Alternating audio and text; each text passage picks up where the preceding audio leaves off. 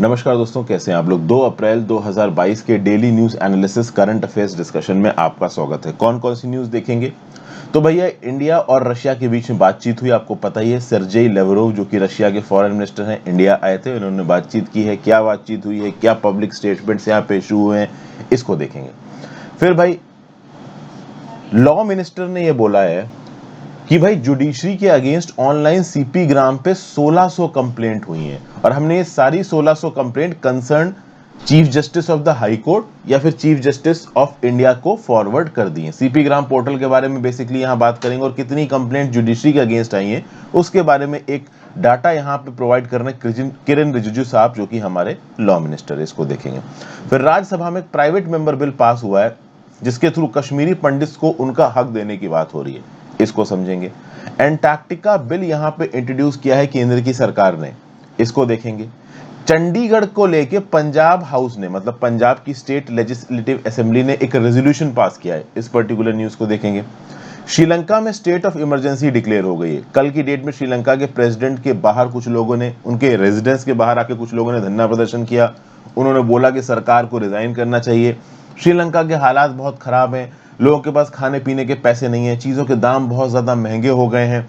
तो अब एक लिमिट से ज़्यादा अगर लोगों को जीने में परेशानी होगी तो भाई सरकार के अगेंस्ट बवाल होगा। आप इमेजिन करो, इंडिया के अंदर अगर मार्केट्स में चीज़ों की सप्लाई बंद हो जाए, आटा चावल मिलना बंद हो जाए, हर चीज़ ज़रूरत से ज़्यादा महंगी हो जाए, आज की डेट में जो चीज़ें जितनी दाम की मिल रही है उससे दुगने दाम की हो जाए, तो लोग तो त्राहिमाम करेंगे। ऊपर से नौकरियां नहीं है, वहाँ पे फॉरेन एक्सचेंज क्राइसिस हो गई है। तो एक प्रकार की इमरजेंसी लगानी पड़ गई श्रीलंका के अंदर। क्यों? क्योंकि लोग इस हद तक धरना प्रदर्शन कर रहे हैं, सरकार को बोल रहे हैं रिजाइन करो। तो क्या हो रहा है इसको देखेंगे और जमाल खशोगी वाला इंसिडेंट डिस्कस करेंगे अगर समय मिला तो, नहीं तो मैं एक अलग वीडियो में से कवर कर दूंगा। आगे बढ़ने से पहले वीडियो पे लाइक का बटन, दोस्तों चैनल को अब तक शेयर और सब्सक्राइब नहीं किया कर लीजिए, इंस्टाग्राम पे फॉलो कर लीजिए, टेलीग्राम ग्रुप ज्वाइन कर लीजिए। टेलीग्राम ग्रुप पे आपको इस पर्टिकुलर लेक्चर की पीडीएफ मिल जाएगी। If possible for you, click the join button, that will be specifically very helpful. Word of the day देख लेते हैं, प्री डायलेक्शन। क्या मतलब होता है इसका? हिंदी में किसी चीज के प्रति गहरा झुकाव, अनुराग, गहरी पसंद, किसी चीज को बहुत पसंद करना। फॉर एग्जाम्पल, छोले भटूरे, तो I have a predilection towards chole bhature, मतलब खाना बहुत पसंद है, खाने पीने की बहुत पसंद है, घूमना बहुत पसंद है, तो इसको बोला जाता है प्री डायलेक्शन। ठीक है ना, किसी चीज के प्रति प्री डायलेक्शन होना। जैसे for example, preference for expensive and designer items, तो कुछ बहुत अमीर किस्म के लोग होते हैं, वो कहीं बाहर गए तो उन्होंने महंगे पर्स खरीद लिए, महंगी ज्वेलरी खरीद ली। तो किसी चीज को बहुत ज्यादा पसंद करना, घूमने को, मतलब किसी भी चीज को बहुत ज्यादा पसंद करना बोला जाता है उसकी तरफ भाई प्रीडिलेक्शन है। ठीक है, चलिए पहली news, India Russia trying to bypass sanctions. तो भैया, यूएस ने, यूरोपियन यूनियन ने और बाकी देशों ने जो भी सैंक्शंस वगैरह लगाए हैं, उन सैंक्शंस के बावजूद इंडिया रशिया आपस में एक दूसरे के साथ कैसे ट्रेड करें, इसको लेके Russian foreign minister Sergei Lavrov ने external affairs minister Jaishankar sahab से बात की। ये प्रधानमंत्री मोदी जी से भी मिले और उसके बाद ये चले गए। ओके, पहले ये बीजिंग गए थे, उसके बाद यहाँ पे ये इंडिया आए हैं। प्राइम मिनिस्टर जी ने बोला सर्जेई लेवरोव से कि हो सके तो वायलेंस को जितना जल्दी हो सके उतना जल्दी कम करें। ओवरऑल इंडिया ने बोला है कि अगर इंडिया की कोई जरूरत लग सकती है किसी भी प्रकार में, हमें मीडिएशन करना हो पीस एफर्ट्स के लिए, तो आप हमें बताओ, हमसे जितना हो पड़ेगा हम वो करेंगे। ओके भाई, यहाँ पे यूक्रेन क्राइसिस के चलते इंडिया की इकोनॉमी पे क्या इंपैक्ट आएगा, इसके बारे में भी इंडिया ने रशिया को बोला है। इंडिया रशिया के बीच में जो भी ट्रेड एग्रीमेंट्स या पहले कॉन्ट्रैक्ट साइन हुए, उसमें रशिया की जो सप्लाई लाइंस है वो कितने दिन तक अफेक्टेड रहेंगी, कितने दिन में आप कॉन्ट्रैक्ट की जो टर्म्स एंड कंडीशंस है उसको फुलफिल करेंगे, इसको लेके यहाँ पे बातचीत की है। इकोनॉमिक और ट्रेड रिलेशंस में किसी प्रकार का डिस्टर्बेंस या इनस्टेबिलिटी नहीं होनी चाहिए, ये सारी बातें यहाँ पे हो रखी हैं। फिर एक्सटर्नल अफेयर्स मिनिस्टर ने बोला कि भाई हम एक डेवलपिंग इकोनॉमी है, ग्लोबल वॉलेटिलिटी हमारे लिए ठीक नहीं है, अगर इस प्रकार से वॉर चलेगा तो इकोनॉमिक टेक्नोलॉजिकल प्रॉब्लम्स हो सकती हैं, जरूरी यह है कि people to people contact stable रहे, प्रिडिक्टेबल रहे। ओके, अच्छा, मिनिस्ट्री ऑफ एक्सटर्नल अफेयर्स ने कोई यहाँ पे स्टेटमेंट नहीं दिया with respect to US deputy NSA Daleep Singh. Daleep Singh यहाँ बोल के गए थे ना कि रशिया से एक लिमिट से ज्यादा एंगेज मत करो, अगर करोगे तो कल की डेट में चाइना ने एलएसी पे कुछ किया तो रशिया मदद करने के लिए नहीं आएगा। तो इस स्टेटमेंट के अगेंस्ट इंडिया ने तो कुछ नहीं बोला, लेकिन सर्जेई लेवरोव ने यहाँ पे साफ साफ बोला है कि जो वेस्टर्न कंट्रीज हैं ये इंडिया को ब्लैकमेल करने की कोशिश कर रही हैं, चाइना जैसी कंट्रीज को ब्लैकमेल करने की कोशिश कर रही हैं, लेकिन हम दबने वाले नहीं हैं। रशिया, इंडिया, चाइना आगे बढ़ेंगे, अपनी नेशनल करेंसीज का इस्तेमाल करेंगे, डॉलर बेस्ड सिस्टम पे डिपेंडेंट नहीं होंगे, पिछले हफ्ते ही रशिया की सेंट्रल बैंक की team reserve bank of India के ऑफिशियल से मिली ताकि पेमेंट वगैरह के मुद्दे पे बातचीत की जा सके। और मिस्टर सर्जेई लेवरोव ने ओपनली बोल दिया कि रशिया, इंडिया, चाइना जैसी कंट्रीज नीचे नहीं झुकेंगी वेस्टर्न प्रेशर के सामने। हमें जो ये अल्टीमेटम दिए जा रहे हैं, जो ब्लैकमेल किया जा रहा है, हम इसके आगे झुकने वाले नहीं है। फिर यहां पे बता रखा है कि कैसे German NSA, EU special envoy, UK, US के डेप्यूटी एनएसए, यूके की फॉरेन मिनिस्टर लिज ट्रस, ये सब इंडिया आए हैं। कहीं ना कहीं इन्होंने रशियन इन्वेजन ऑन यूक्रेन को क्रिटिसाइज किया है, इंडिया को बोला है कि आप कुछ हद तक रशिया के अगेंस्ट बोलिए। जो बाइडेन ने तो इंडिया के रिस्पांस को शेकी बोल दिया, अनसेटिस्फैक्टरी बोल दिया। लेकिन हाँ, जो बाइडेन ने यह भी बोला है कि ये कोई बहुत आश्चर्यचकित करने वाली बात नहीं थी, ये कहीं ना कहीं एक्सपेक्टेड था कि इंडिया ओपनली रशिया के अगेंस्ट नहीं आएगा। जीएस पेपर 2 में पर्टिकुलर न्यूज आपको काम आएगी। नेक्स्ट न्यूज है bill for rehabilitation of Kashmiri pandits move in Rajya Sabha. तो जो राज्यसभा के मेंबर हैं विवेक के तंखा, ये एक प्राइवेट मेंबर है, मिनिस्टर नहीं है, तो उन्होंने एक बिल मूव किया और इस बिल में बोला है कि भाई कश्मीरी पंडित्स का सोशल, पॉलिटिकल, इकोनॉमिक रिहेबिलिटेशन होना चाहिए। बिल का टाइटल है Kashmiri pandits recourse restitution rehabilitation and resettlement bill 2022। तो कश्मीरी पंडित्स को उनकी प्रॉपर्टी वापस की जाए, जो भी उनका कल्चरल हेरिटेज था उसको रिस्टोर किया जाए, कश्मीर के अंदर रीसेटलमेंट पैकेज उनको मिले, सेफ्टी, सिक्योरिटी, रिहेबिलिटेशन के सारे प्रावधान उनको अवेलेबल करवाए जाए। इसके statement of objects and reasons of bill में लिखा हुआ था कि जो कश्मीरी पंडित्स की एक्सपेक्टेशंस है सरकार से, और सरकार ने अब तक जो कुछ भी ऑफर किया है कश्मीरी पंडित्स को, इसके बीच में जो गैप है, इस गैप को बंद करने की जरूरत है। कश्मीरी पंडित को उनकी शर्तों पर रिहेबिलिटेट और रीसेटल करने की जरूरत है। और किसी भी प्रकार के सोशल, इकोनॉमिक, पॉलिटिकल डिसएडवांटेज जो भी कश्मीरी पंडित के सामने रहे हैं, जैसा भी उनका सिस्टमैटिक निगलेक्ट और इनजस्टिस हुआ है, उसको यहाँ पे इमरजेंसी बेसिस पे रिजॉल्व करने की जरूरत है। और बेटर यही है कि यहाँ पे आप कश्मीरी पंडित को ताकत दे दीजिए, चाहे वो पॉलिटिकल ताकत हो, चाहे वो फाइनेंशियल ताकत हो, वो खुद अपने लिए क्या बेटर है डिसाइड कर लेंगे। 32 साल पहले 19 जनवरी 1990 की रात को कश्मीरी पंडित्स ने बार्बरिज्म, टेररिज्म और मास किलिंग्स का एक नजारा देखा था। भाग के हजारों की तादाद में कश्मीरी पंडित्स निकल गए थे, जो नहीं भाग पाए थे उनको रोक लिया गया। Genocide, rape, brutally killing, houses और टेम्पल्स को जला देना। 5% आबादी थी मुश्किल से उनकी, 5% आबादी, बाकी 95% आबादी के सामने क्या ही कर पाएगी अगर ये आबादी उनको मारने पर उतर आए। 6 लाख कश्मीरी पंडित्स आज भी एक्सोडस में रहते हैं और अपने कश्मीर में वापस जाना चाहते हैं। हालांकि वो कितने वेलकम है, कितने वेलकम नहीं है, इसके बारे में भाई अभी नहीं कहा जा सकता। ये कश्मीरी हिंदूज थे, लार्जर सारस्वत ब्राह्मण कम्युनिटी को बिलोंग करते थे। They belong to Panch 5 Gaud Brahmin groups from the Kashmir valley. और कह सकते हो कि कश्मीर के अंदर एक अकेली कश्मीरी हिंदू कम्युनिटी ये बची हुई थी। इस्लामिक मिलिटेंसी से पहले ये यहाँ पे आराम से रह रहे थे, काफी इन्फ्लुएंशियल कम्युनिटी रही थी हमेशा से। डोगरा रूल जब था कश्मीर वैली में 1846 से 1947 तक, तब तक अगर आप देखोगे तो कश्मीरी पंडित की काफी वैल्यू थी, पॉलिटिकली स्ट्रांग हुआ करते थे। एक बड़ी तादाद इनमें टीचर्स की थी। 1950 के लैंड रिफॉर्म्स के बाद 20% कश्मीरी पंडित कश्मीर छोड़ के चले गए। 1981 में 5% आबादी कश्मीर की कश्मीरी पंडित्स की थी और वो भी यहाँ पे ऑलमोस्ट खत्म कर दी गई, इनको भगा दिया गया। GS paper on population and associated issues में न्यूज आपको काम आएगी। नेक्स्ट न्यूज है Punjab houses passes resolution reiterating claim on Chandigarh.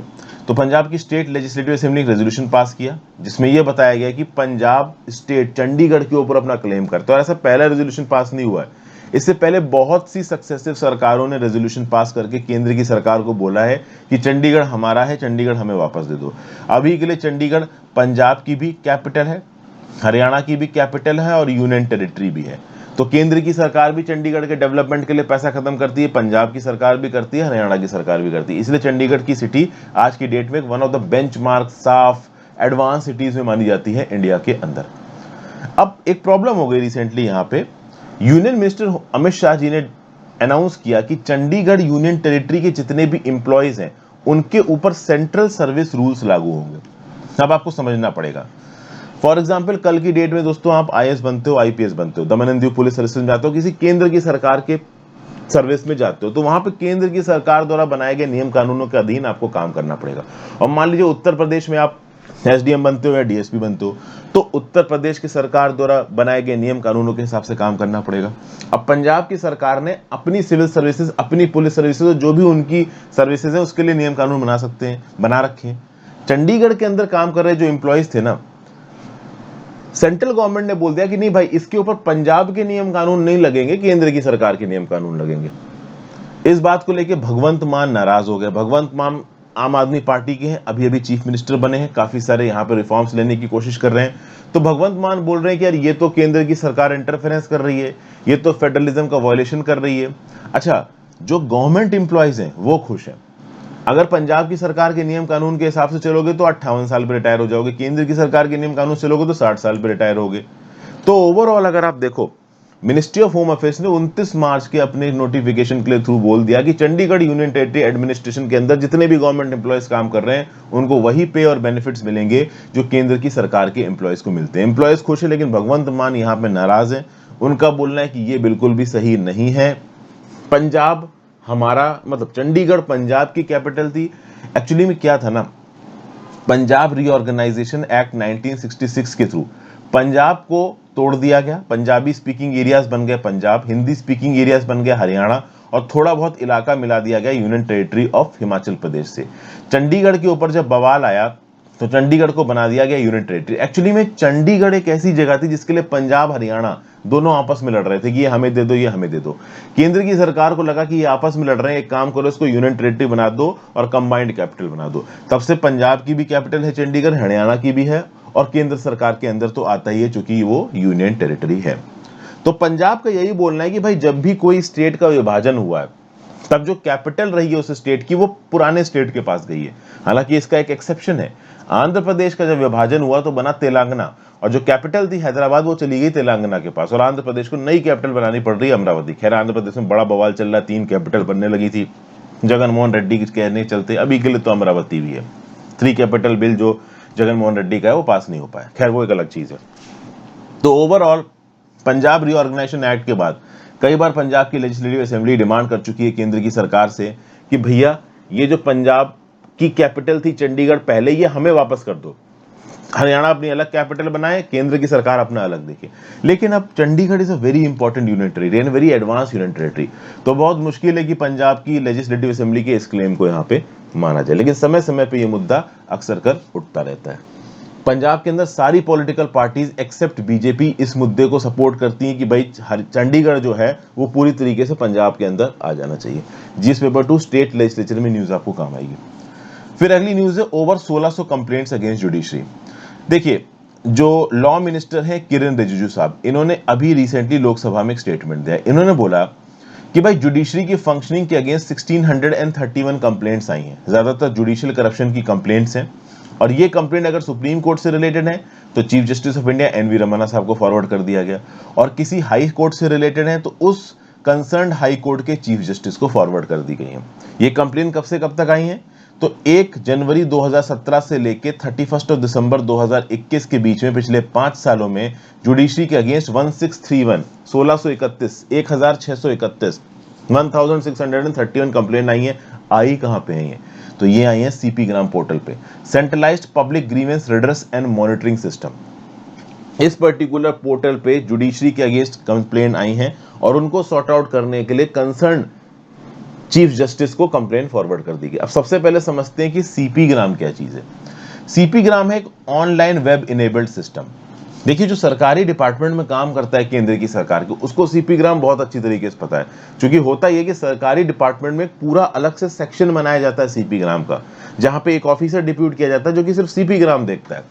तो अगर आप देखो तो सीपी ग्राम के ऑनलाइन वेब इनेबल्ड सिस्टम को डेवलप किया है national informatics centre, ministry of electronics and MeitY ने, मतलब ministry of electronics and information technology ने, in association with directorate of public grievances and department of administrative reforms and public grievances. Idea क्या है कि भाई public की grievances को resolve करने के लिए सीपी ग्राम है। ठीक है भाई, तो कोई भी इंडिविजुअल अगर वो किसी गवर्नमेंट अथॉरिटी के डिसीजन से ना खुश है तो वो एक ग्रीवेंस लॉन्च कर सकता है ऑनलाइन सीपी ग्राम के थ्रू, और उसकी ग्रीवेंस रिड्रेस हुई या नहीं हुई वो भी ओवरऑल वो ऑनलाइन यहाँ पे ट्रैक कर सकता है। हर गवर्नमेंट डिपार्टमेंट में एक सीनियर ऑफिसर को बनाया जाता है director of grievances, grievance officer, और ओवरऑल जैसे ही कोई सीपी ग्राम आता है उस ऑफिसर के पास आता है, ऑफिसर उसको नीचे के ऑफिसर को मार्क कर देता है, नीचे का ऑफिसर रिप्लाई बना देता है। अगर वो सीपी ग्राम उस डिपार्टमेंट से पर्टेन नहीं करता है तो बता दिया जाता है कि this does not pertains to us. Okay, तो ओवरऑल जुडिशरी के अगेंस्ट कितनी कंप्लेन आई है, कितने सीपी के नाम आए हैं, इस रिस्पेक्ट में इन्फॉर्मेशन दी लॉ मिनिस्टर साहब ने। फिर यहां पे ये भी बोला गया है कि लंबे समय से इस बात की डिमांड हो रही है कि भाई सुप्रीम कोर्ट के जजेस की स्ट्रेंथ को आप बढ़ाओ, मैक्सिमम स्ट्रेंथ को। अभी के लिए जो सैंक्शन स्ट्रेंथ है सुप्रीम कोर्ट के जजेस की, including chief justice of India, वो है 34। केंद्र की सरकार ने बोला अभी ऐसा कोई प्लान नहीं जिसके थ्रू हम सुप्रीम कोर्ट के जजेस की स्ट्रेंथ को बढ़ाएं। दूसरा, यहाँ पे ओवरऑल सरकार की फंक्शनिंग पर जब सवाल उठाया गया तो किरेन रिजिजू साहब ने बोला कि भाई देखो, हम जो जुडिशरी में अपॉइंटमेंट करते हैं वो कॉलेजियम सिस्टम के हिसाब से करते हैं। कई बार ये बोला जाता है कि जुडिशरी में ओवरऑल सारे ग्रुप्स को रिप्रेजेंटेशन नहीं मिलता है, schedule caste, schedule tribes, womens, minorities, कहीं ना कहीं इनको रिप्रेजेंटेशन पूरा नहीं मिल पाता है। तो यहाँ पे तो लॉ मिनिस्टर साहब का बोलना है कि देखिए, कॉलेजियम के कहने पे ही हम लोग रिप्रेजेंटेशन करते हैं, मतलब अपॉइंटमेंट करते हैं जजेस का। अगर कोई कॉलेजियम में नाम आया है तो उसी में से हमें सेलेक्ट करके किसी को अपॉइंट करना है एज अ जज। लॉ मिनिस्टर साहब बोल रहे हैं कि सरकार समय समय पे सुप्रीम कोर्ट को और हाई कोर्ट को ये बताती रहती है कि आप ऐसे नाम रिप्रेजेंट करो, मतलब रिकमेंड करो जिसमें schedule caste, schedule tribes, women, minority सबको जगह मिले। लेकिन ओवरऑल किसी को भी उठा के जज बना देना ये केंद्र की सरकार की ताकत के अंदर नहीं आता है। When it comes to appointment of women, तो अब तक 39 नेम्स रिकमेंड किए हैं कॉलेजियम ने सुप्रीम कोर्ट के और हाई कोर्ट के जजेस के नॉमिनेशन के रिस्पेक्ट में, बेसिकली सुप्रीम कोर्ट के जजेस के नॉमिनेशन के रिस्पेक्ट में।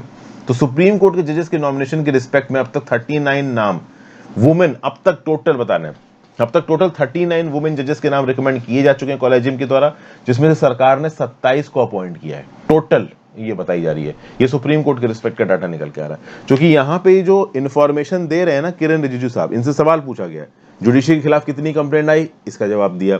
अब तक कितनी वुमेन के नाम नॉमिनेट हुए, कितने को अपॉइंट किया सुप्रीम कोर्ट के जज की तरह, इसका यहाँ पे जवाब दिया।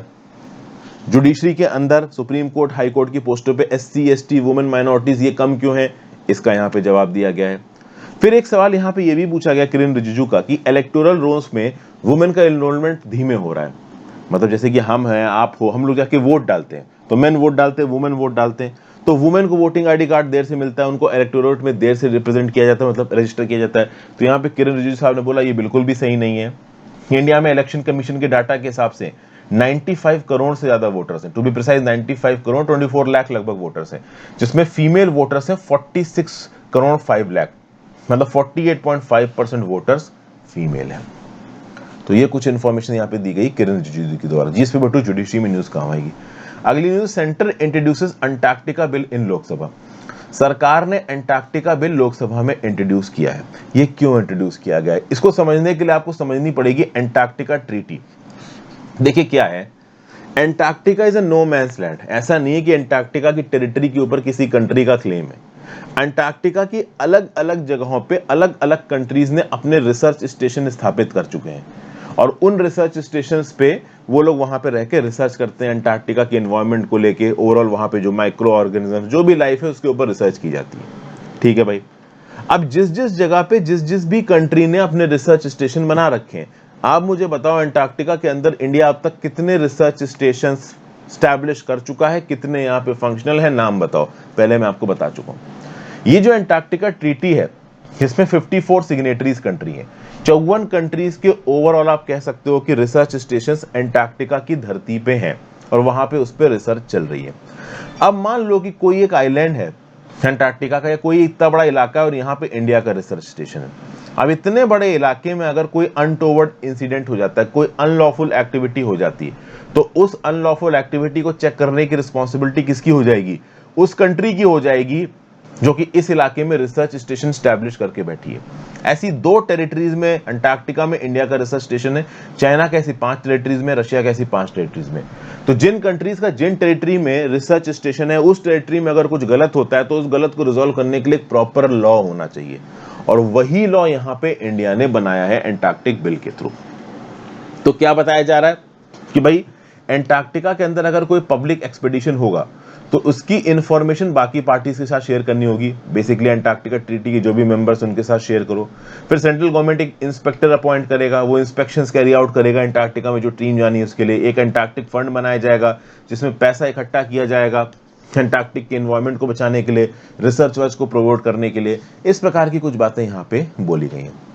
ठीक है, तो कुल मिला के अंटार्कटिका में इंडिया जो भी एक्टिविटी कर रहा है, पहली बात तो इंडिया से कौन वहां पे भेजा जाएगा, किस कंडीशंस पे भेजा जाएगा, किस प्रकार के इंस्पेक्शन किए जाएंगे, ये एंटार्क्टिक बिल में लिखा हुआ है। दूसरा, एंटार्क्टिका चूंकि एक नो मैंस लैंड है, तो इस नो मैंस लैंड में जिस जिस जगह पे हम अपना रिसर्च स्टेशन लगा के बैठे हैं, उस पर्टिकुलर इलाके में कोई अनटोवर्ड इंसिडेंट ना हो, ये चेक करना हमारी रिस्पॉन्सिबिलिटी है, और इसके लिए प्रॉपर प्रावधान होने चाहिए जो कि हमने अपने बिल से बना लिए। अच्छा, एंटार्क्टिका के रिस्पेक्ट में इंडिया ने conservation on the conservation of Antarctic marine resources भी साइन किया है, ये ट्रीटी भी साइन की है, और commission for conservation of Antarctic marine living resources, ये ट्रीटी भी साइन की है। ठीक है भाई, एंटार्क्टिका की एनवायरमेंट, एंटार्क्टिका के मैरीन लिविंग रिसोर्सेज को रेगुलेट करना भी आज की डेट में जरूरी हो गया, और हर कंट्री की यहाँ पे रिस्पॉन्सिबिलिटी बैठती है, इंडिया की भी रिस्पॉन्सिबिलिटी बैठती है। तो कल की डेट में एंटार्क्टिक ट्रीटी के बाकी मेंबर्स ने इंडिया से पूछ दिया कि आपने भाई एंटार्क्टिका के एनवायरमेंट को बचाने के लिए क्या किया है, क्या आपको कोई प्रॉपर प्रोसीजर है? तो हम भी दिखा देंगे, ये देखो एंटार्क्टिका बिल है, ये हमारा प्रोसीजर है, इसके थ्रू हम एक्सपेडिशंस को ऑर्गेनाइज करते हैं, इसके थ्रू हम ये देखेंगे कि कल की डेट में एंटार्क्टिका की टेरिटरी में अगर टूरिज्म हो रहा है तो टूरिज्म को कैसे सस्टेनेबल तरीके से करना है, किसी अनलॉफुल एक्टिविटी को कैसे रोकना है, वगैरह वगैरह। अगर अभी देखा जाए तो बहुत सारे लोग टूरिज्म और फिशिंग के लिए अंटार्कटिका जाते हैं। आगे आने वाले समय में प्राइवेट शिप और एविएशन इंडस्ट्रीज भी प्राइवेट टूर्स को ऑर्गेनाइज कराएगी अंटार्कटिका के अंदर। इंडिया का पहला एक्सपेडिशन अंटार्कटिका गया था 1982 में, और अभी 2 स्टैंडिंग स्टेशन हैं। चलो, जो क्वेश्चन मैंने पूछा था उसका आंसर यही मिल गया, भारती और मैत्री। GS paper 2 government policies and interactions में न्यूज आपको काम आएगी। Next news, Sri Lanka government declares emergency. भाई गोटाबाया राजपक्सा जो कि श्रीलंका के प्रेसिडेंट है, इन्होंने श्रीलंका के अंदर कर दी इमरजेंसी डिक्लेयर। क्यों? क्योंकि हुआ ये कि बहुत सारे गुस्से में नागरिक गोटाबाया राजपक्सा के घर के बाहर पहुंचे, पथराव वगैरह करने लगे, चिल्लाने लगे, गालियां देने लगे। ओवरऑल उन्होंने ये डिमांड की कि श्रीलंका के प्रेसिडेंट स्टेप डाउन करें, सरकार गिराओ, हम इस सरकार के अंदर नहीं रहना चाहते।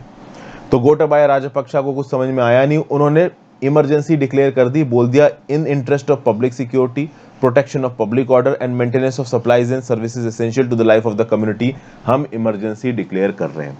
ऐसा नहीं कि श्रीलंका में पहला प्रोटेस्ट था, इससे पहले बहुत से प्रोटेस्ट हो चुके हैं। ठीक है, कुछ स्पॉन्टेनियस पॉकेट्स में देखा गया कि अपोजिशन के मेंबर और लोग सड़कों पर उतर आए और उन्होंने सरकार के अगेंस्ट धरना प्रदर्शन करना शुरू कर दिया, और ये प्रदर्शन देर सवेर होना ही था। रीजन बीइंग श्रीलंका की इकोनॉमिक हालत बहुत खराब चल रही, कमोडिटी के दाम बहुत ज्यादा बढ़े हुए हैं, लोग नाराज हैं कि सरकार हमारे लिए इनफ नहीं कर रही। एक बड़ी इकोनॉमिक क्राइसिस इस समय पे श्रीलंका के सामने खड़ी है। रिसेंटली 50 लोगों को यहाँ पे अरेस्ट किया गया, लाइट लॉन्ग कर्फ्यू लगा दिए गए हैं। ओवरऑल हालत श्रीलंका में ठीक नहीं है। ओके, फूड की कमी है, फ्यूल की कमी है, मेडिसिन की कमी है, लंबे समय तक बिजली नहीं आती, 13 घंटे बिजली नहीं आ रही श्रीलंका में एक दिन में। लोग एकदम त्राहिमाम कर रहे हैं। 22 मिलियन के एक देश में, 2 करोड़ 20 लाख के इस देश में जो एसेंशियल चीजें हैं, गेहूं, आटा, चावल, मछली, जो कि लोग डेली की बेसिस में खाते हैं, उनके दाम बहुत ज्यादा बढ़ गए। 1948 के बाद से लेके अब तक श्रीलंका की बहुत बड़ी क्राइसिस है। एक बार को आप कह सकते हो कि सिविल वॉर के बराबर की सिचुएशन आ रही है। कोई लड़ नहीं रहा है, लेकिन इकोनॉमिक हालत बहुत खराब है, चीजों के दाम बहुत महंगे हो रखे हैं। जीएस पेपर 2 इंटरनेशनल न्यूज में चीज आपको काम आएगी। फिर अगली न्यूज है कि भाई चाइना ने रशिया के ऊपर लगाए गए सैंक्शंस को स्लैम किया है ईयू की मीटिंग के साथ। हुआ ये कि यूरोपियन यूनियन के ऑफिशियल्स के साथ चाइना की मीटिंग हो रही थी। यहाँ पे फिर से यूरोपियन यूनियन के ऑफिशियल्स ने बनाना शुरू कर दिया कि भाई चाइना हेल्प नहीं करेगा रशिया की सैंक्शंस को सर्कमवेंट करने में। चाइनीज फॉरेन मिनिस्टर ने सीधे सीधे बोला कि इस पर्टिकुलर वॉर के लिए बहुत हद तक यूएसए रिस्पॉन्सिबल है। यूएसए ने नाटो का एक्सपेंशन किया है, यूएसए ने इस हद तक रशिया को मजबूर कर दिया है कि रशिया अटैक कर दे। देखा जाए तो यूरोपियन यूनियन की 27 कंट्रीज में से 21 कंट्रीज नाटो की मेंबर है। चाइना ने साफ साफ बोला है कि अगर आपको प्रॉब्लम सॉल्व करनी है तो सैंक्शंस के थ्रू सॉल्व मत करिए, और यूनिलैटरल सैंक्शंस बिल्कुल गलत है। हमसे अगर आप बोल रहे हो कि हम एक सिंपलिस्टिक अप्रोच अपनाएंगे, यूरोपियन यूनियन की साइड हो जाएंगे, रशिया के अगेंस्ट हो जाएंगे, तो हम आपको पहले बता दें रशिया चाइना की नो लिमिट फ्रेंडशिप है, हम रशिया से अलग होने वाले यहाँ के लिए नहीं है। चाइना यहाँ पे ओपनली बोल रहा है कि 1991 में जब यूएसएसआर का विघटन हो गया था तो मिखाइल गोर्बाचेव को यह प्रॉमिस किया गया था कि नाटो ईस्टवर्ड एक्सपेंड नहीं करेगा, लेकिन 1999 के बाद अगर आप देखो तो 5 बार नाटो का एक्सपेंशन हो चुका है, और नाटो जो कि 16 कंट्रीज का एक ग्रुप था वो 30 कंट्रीज के ग्रुप में बदल चुका है। और नाटो एक मिलिट्री ऑर्गेनाइजेशन, और मिलिट्री ऑर्गेनाइजेशन रशिया के बॉर्डर तक पहुंच गया, और अब तो हद ही हो गई, यूक्रेन जॉर्जिया को भी मिलाने को घूम रहे हो, तो एक लिमिट से ज्यादा रशिया के पेशेंस को टेस्ट करोगे तो रशिया तो अटैक करेगा ही करेगा, और उसने यहाँ पे कर दिया है। हालांकि चाइना रशिया की भाषा बोलता है, रशिया बोलता है कि हम अटैक नहीं कर रहे हैं, यूक्रेन को हम डीमिलिटराइज कर रहे हैं, और रशिया भी बोल रहा है कि हाँ भाई ये अटैक नहीं है, डीमिलिटराइजेशन। हालांकि सब जानते हैं कि this is an full frontal attack on Ukraine. जिस पेपर टू इंटरनेशनल रिलेशंस में न्यूज आपको काम आएगी। तो आज की डेट में इतना ही दोस्तों, thank you for watching. I hope आपको कुछ ना कुछ यूजफुल यहाँ पे जानने को मिला हो। अपने व्यू पॉइंट नीचे कमेंट बॉक्स में देके जाना, इंस्टाग्राम पे फॉलो कर लो, टेलीग्राम ग्रुप ज्वाइन कर लो, दोनों चीजें कर लो नीचे डिस्क्रिप्शन बॉक्स में दिया हुआ है। Have a great day friends, good bye.